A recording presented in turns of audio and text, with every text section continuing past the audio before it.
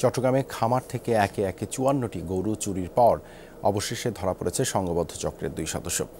পুলিশকে তারা জানিয়েছে চুরির কৌশল। তাদের দেয়া তথ্য মতে উদ্ধার হয়েছে ১৪টি গরু।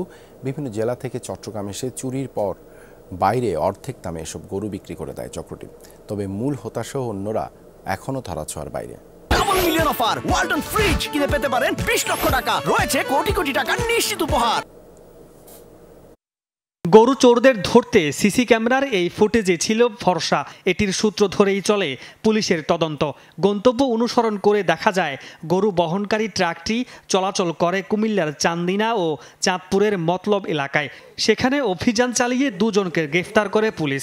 উদ্ধার হয় সেখানে বিক্রি করে দেয়া ১৪টি গরু।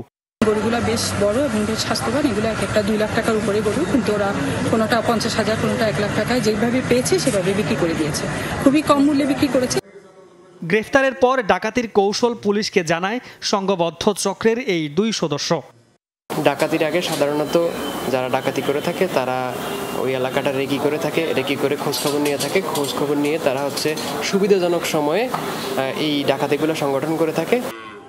রাখালদেরকে অস্ত্রের মুখে জিম্মি করা গেল ২৪ অক্টোবর লুট করা গরু ফিরে পেয়ে খুশি খামারি।